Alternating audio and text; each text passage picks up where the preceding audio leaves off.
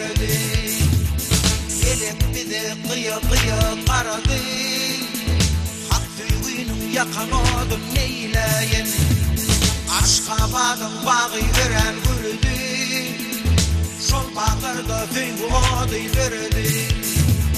Elek bizi kıya kıya karadı.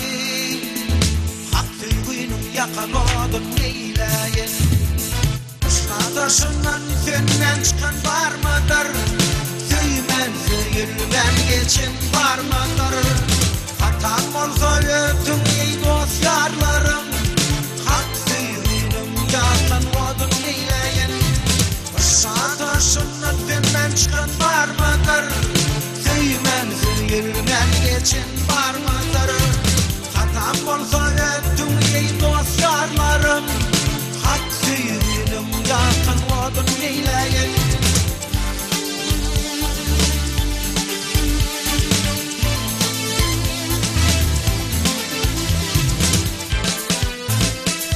Dikensiz gül olmadı deyip durumsan, Övaydan ananmandır hiç zaman.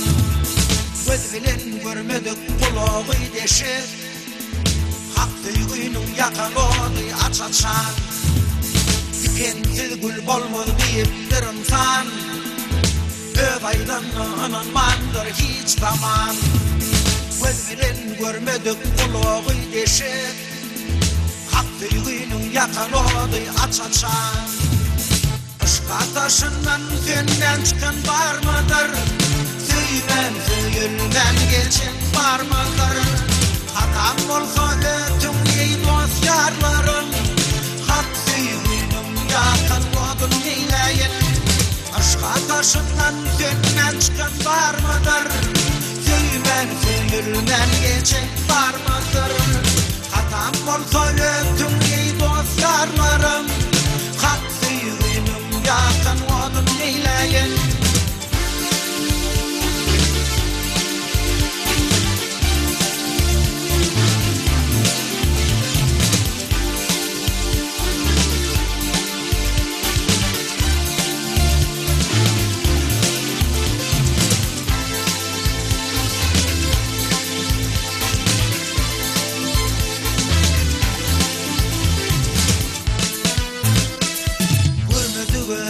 Olsun sözlerim, yanmadığa bevet olsun gözlerim. Olsa hak tüyü bolmasa bakar yazlarım. Diyen tüyün yakan odun neyleyin. Görmediğe evet olsun sözlerim, yanmadığa bevet olsun gözlerim. Olsa hak tüyü bolmasa bakar yazlarım. Diyen tüyün yakan odun neyleyin. Olsa hak tüyü bolmasa bakar yazlarım. Diyen tüyün yakan odun neyleyin. Işık ateşinden senden çıkan var mıdır? Söymen söyülmen geçin var mıdır? Hatam olsa ötüm ey dost yarlarım. Hak tüyünün yakan odun neyleyin.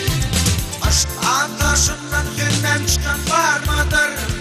Söymen söyülmen geçin var mıdır? Hatam olsa ötüm ey dost yarlarım. Hak tüyünün yakan odun neyleyin. Aşk ateşinden senden çıkan var mıdır? Söymen söyülmen geçin var mıdır? Hatam olsa ötüm ey dost yarlarım.